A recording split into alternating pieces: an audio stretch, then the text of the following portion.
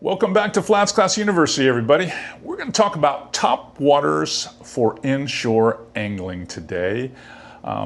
It's a good time of year to have this conversation because as we get into late spring and early summer, that's when top waters are literally at their best. They really are.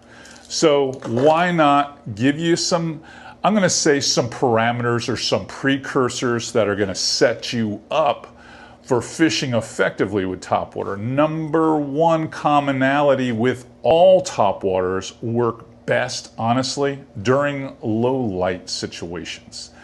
That can be first light, last light, overcast skies, right after a storm sesh. It could even be in complete darkness, to be quite honest with you, or fishing dock lights.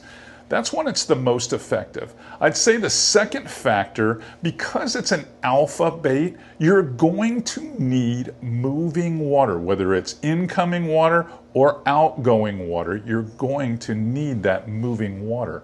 Topwater is not nearly so effective on a static tide. Now, I know some of you are faced with that might fish places like Mosquito Lagoon or some of the places in Texas where the water doesn't have much tidal movement. But I'm going to tell you, by and large, all the way up the Atlantic seacoast and in most of the Gulf of America, got to get used to saying that, you need moving water. You just have to have that moving water. And then lastly, the water temperature has to be specific. Now, are there times when speckled trout will smack a topwater at 60 degrees? Absolutely, especially under certain conditions.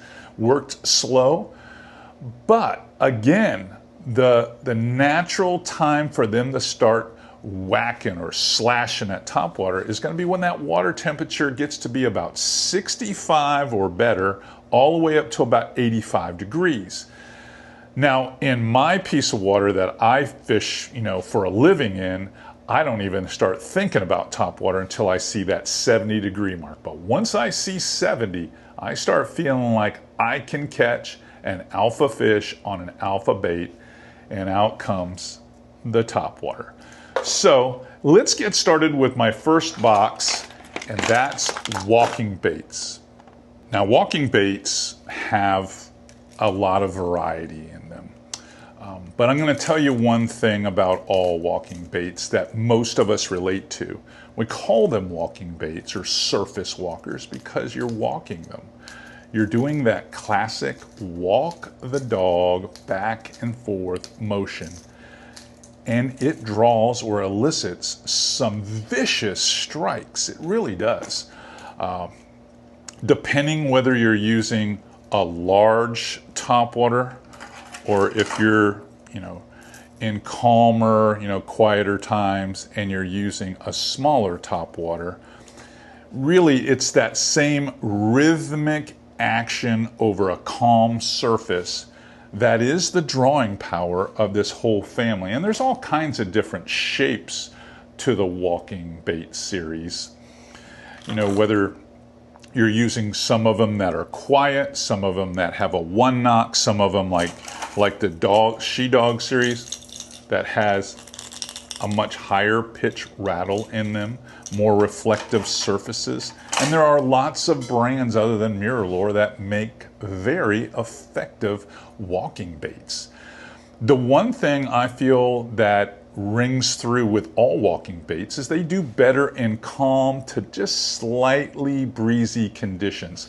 They do not like that TPing sea that they get lost in, because the whole idea behind the walking bait is it's making that rhythmic signature sound and action that will draw fish from a pretty good distance. We're talking 15, 20 feet away at times. Now, I feel like they're most effective in about 1 foot to 4 foot of water, but believe you me, we have used some of these giant plugs in 8, 10, even 12 feet of water, especially up there around the shipping channels in Northeast Florida, and really generated some big time eats from speckled trout. So I'm not just going to say that it is a shallow water bait, but typically that's what you're throwing this around. Now, I always focus with topwaters, and it's going to be said a lot, to target cover. Like, I'm going to target edges of docks. I'm going to target around oyster bars, creek mouths, isolated grass stands that are off a point or off a bank.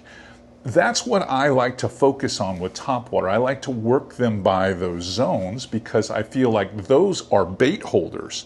And when you throw, you know, a wayward topwater walking near those pieces of cover, whatever's there, whatever big gator trout's laying there or redfish that might have his head down looking for something, and he hears that sound, he's gonna either A, spook off, or B, he's gonna look up and start moving toward that. And that's where you see that wake of that fish coming toward your topwater. And you're trying to keep those steady nerves and just keep walking it before he explodes on that bait. So for me, I try to match the mood of the bait fish that I'm seeing around the cover. If they're all kind of moving a little bit quieter, I work the bait slower. If they're chopping like crazy and moving everywhere, then I'm working it much harder. Or if I'm in deeper water, I will work that walking bait much harder. But there's so many different sizes, from small to medium when it gets into this category, and they all have different walks. Some of them walk nose up high and it's a tighter walk. Some of them are longer, like the full-size top dog. It's a longer body and they walk a lot wider. You know, some are better for big trout, some are better for redfish. And let's not discount those guys that love to fish these things at night for snook. They all work extremely well.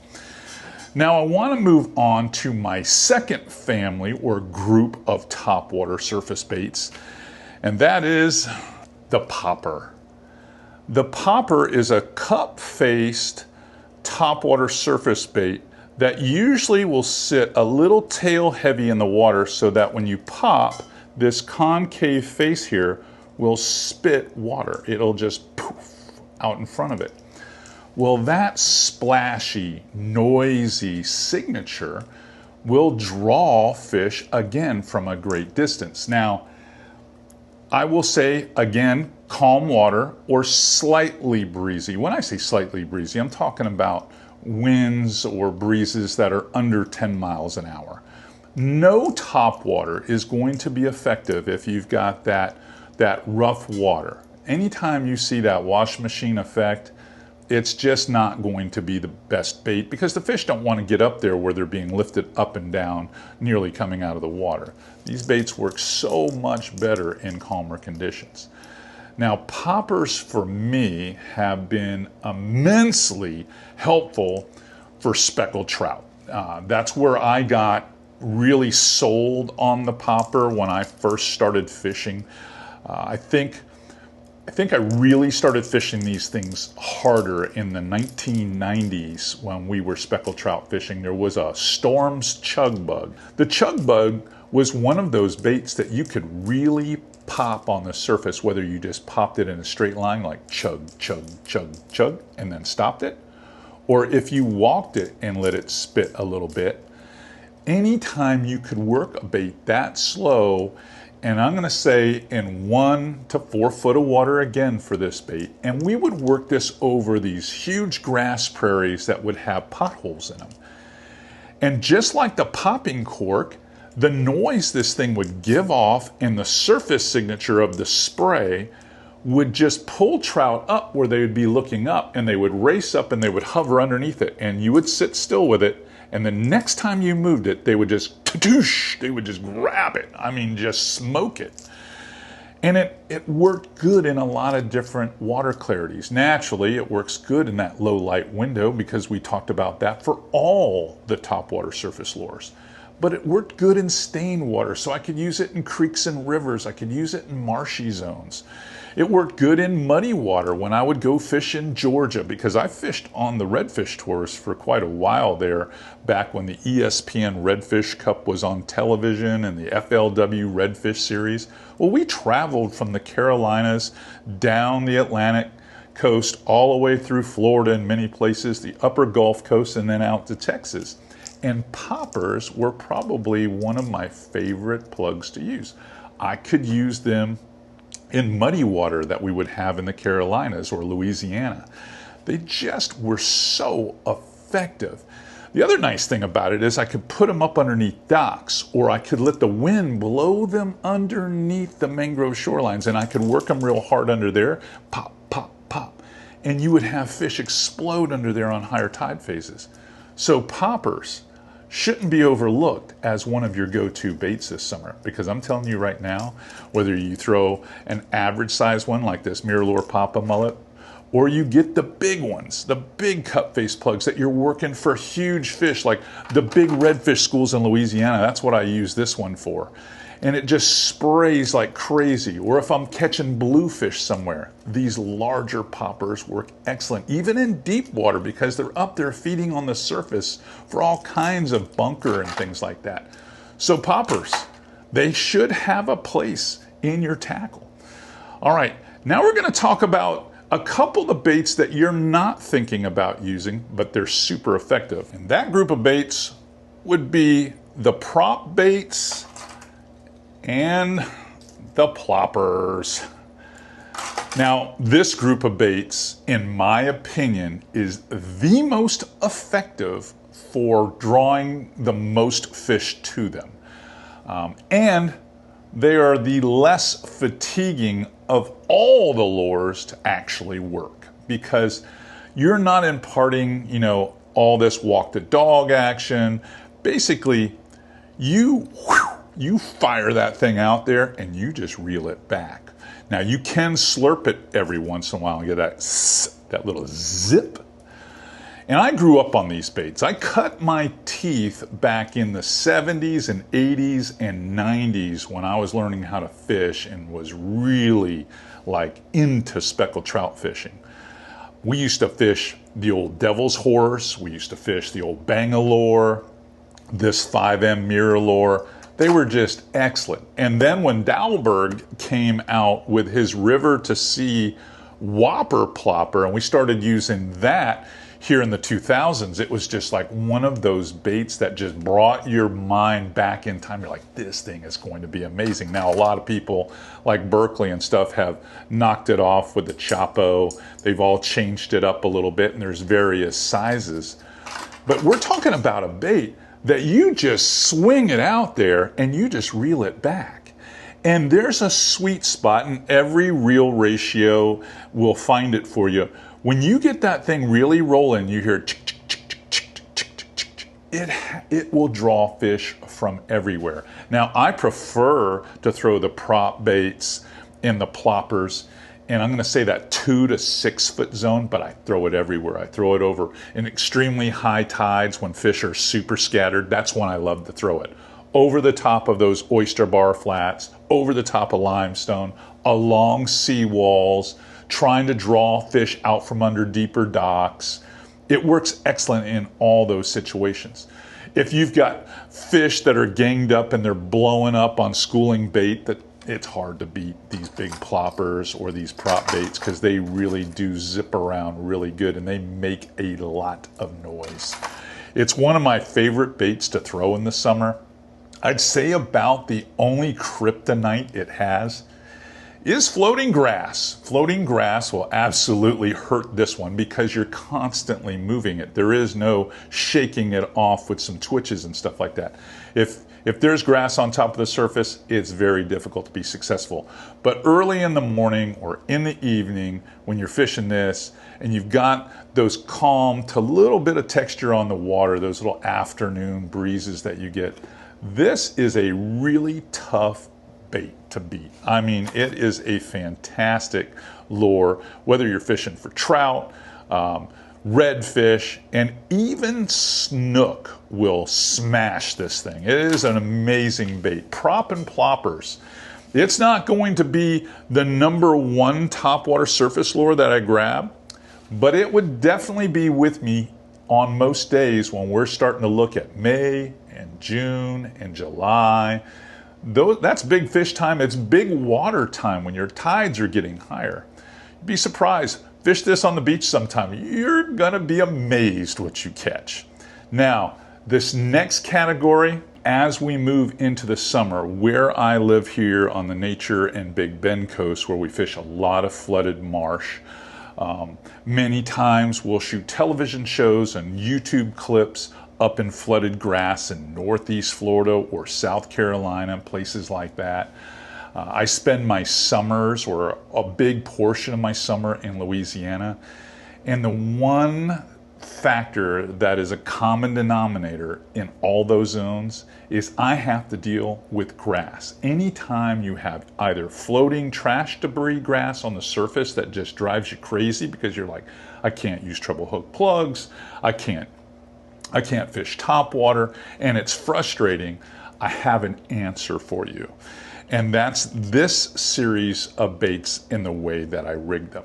Many of us undervalue or just completely don't know about it, but there are a lot of soft baits that you can use for topwater fishing, like the Z-Man Pop Shads. It's a cut face plug, it's got a dead action tail, so you can pop and walk this across the surface of the water just like a topwater, but it's completely weedless. You bury the hook in the bait. It doesn't matter if there's floating grass. It doesn't matter if I have that isolated grass that's off a point and it's kind of the water's flooded in it. I just throw it right in there and walk this through like it's a mullet, and they just go nuts for it. It works excellent. This is a 6/0 Mustad. This is a big swim bait hook. There's a lot of brands that you could use. Another one that I use when I want to use it, especially in low light, and I'm trying to draw attention to it, and I'm search fishing, is I'll take a 5-inch diesel minnow, and if you look real close, you'll see how I've rigged it upside down. This is the back, and this is the belly. Well, the belly has a cavity in it that you can hide the hook point. So what I do is I rig it this way where the tail boot is looking straight up. And when I swim it across the surface, this tail just goes nuts. It's almost like a propeller. And it's right on off across the surface of the water. Leaves a nice signature like a plopper or a prop bait. But it's soft, and it's not going to get fouled like some of these ploppers or prop baits. You can work this over grass, over hydrilla, through a little bit of thin spartina on the points. It works excellent. So between those two, I can cover a lot of water. Here's a few more that you might not think of. One of my favorite things to do is actually use a frog. This is the Goat Toads from Z-Man, okay? And it really acts like a buzz bait across the surface. You've got these two big boot tails here that just kind of go like crazy over the surface, and it makes a lot of commotion. I can throw it in the heaviest of cover. It's thick. Because it's got a flat belly, I'll skip it under docks. I'll roll it back up underneath mangrove shorelines, and I'll just roll it out, and it'll right across the top. You'll hear snook busting on it under there, redfish charging out. If I see mullet like up underneath the mangroves, I'll skip this thing in there, reel it back out. Sometimes there's 3 or 4 redfish coming out for this thing. It's amazing. In low light in the morning, it drives trout crazy in the summertime. That's when they're the most active. The water's cooled off all night long, and they will destroy this frog. It's just not for brackish areas where redfish are. It is, but it works in salt water. Take my word for it. We catch a lot of fish on these frogs. Let's just say you want to fish a dock light. You're fishing dock lights at night. You see snook in them. You see, some redfish in them. You see lots of trout in them. In the summertime, there are lots, especially in the intercoastal waterways in Florida, you have lots of small crab hatches and shrimp hatches floating through.